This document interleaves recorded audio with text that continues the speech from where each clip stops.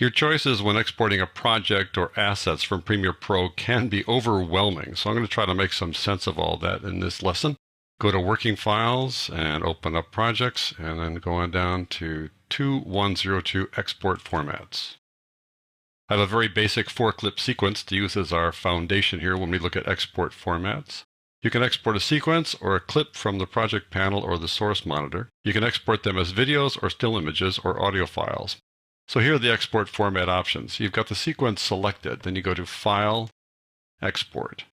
And these are the main options. Media is the most commonly used one. You can also export a title that you can use later in other projects. You can export to tape. If you've got a tape drive hooked up, it's grayed out now because we don't have one hooked up. There's an edit decision list. There's an OMF, which is Open Media Format or Open Media Framework that works with Pro Tools. AAF, Advanced Authoring Format, and then finally the Final Cut Pro XML files. We're going to focus entirely on media, so I'm going to click on that. That opens up this Export Settings dialog box, which is kind of your intermediary step as you head on over to the Adobe Media Encoder.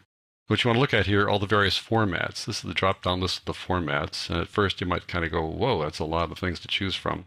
Just need to think about them in terms of what they are. First of all, there are a bunch of still image formats here. You've got BMP, GIF, JPEG, PNG, Targa, and TIFF. Those are all still image formats. You've got some audio formats as well, AAC, AIFF, and scrolling on down, you got waveform audio. And then you have a bunch of video formats. Some of these things are called containers, like AVI and QuickTime MOV files and the MXF. They're all containers. They basically are wrappers in which you've got video that's been encoded in any one of several different codecs, compression, decompression schemes. Then you've got other files that use basically the same kind of compression, but compress at different rates. We'll take a look, for instance, at a commonly used one that's QuickTime. QuickTime makes MOV files, and so you see that it shows up there as an MOV file. Then you have some presets in terms of the resolution and frame rate. That's kind of limiting. The thing about MOV files is that they are containers, so then you work with a codec inside the container here. There's the codec. And here's really where the options lie, all these different various kinds of compression and decompression schemes that can go on inside an MOV file. So you can go for very high quality like DVC Pro, or you can kind of knock things down with H.264. Various codecs that run inside that. On the other hand, you got to export directly to the H.264 format by selecting this here. This is probably the most commonly used export format. It creates MP4 files.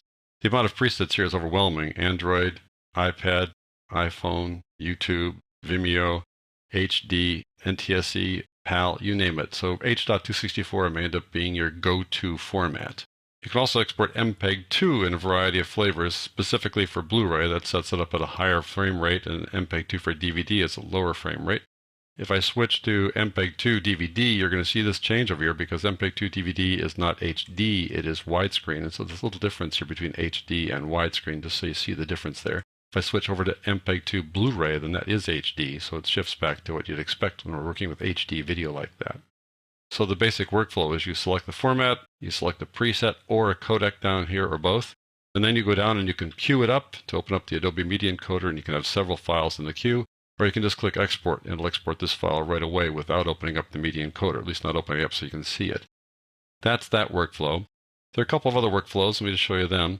If you want to export a sequence and have it open up in Encore, you don't need to encode it for MPEG or Blu-ray. You can just dynamically link to it from within Encore, or you can send it to Encore from Premiere. So you go File, Adobe Dynamic Link, and then Send to Encore. If you do that, it opens up Encore. It looks like this.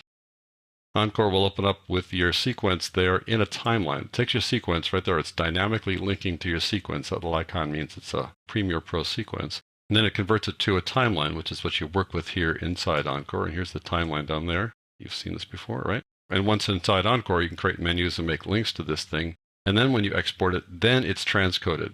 So what's good about this is that it stays in its pristine format, running right off of the original assets without being changed until you're actually ready to create the DVD or the Blu-ray project.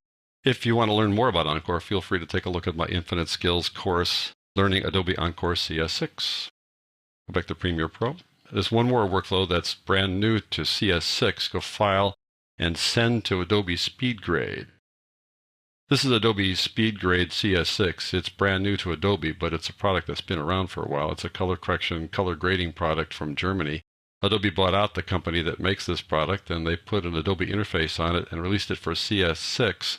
At this early stage in the Adobe Creative Suite integration process, the workflow is still kind of a work in progress, but at this point you simply export a Premiere Pro sequence into SpeedGrade where you do your color correction and color grading work. So those are the basic formats and processes that you can use to export sequences and assets from Premiere Pro. I'm going to go over some of the details about the workflow in the next lesson.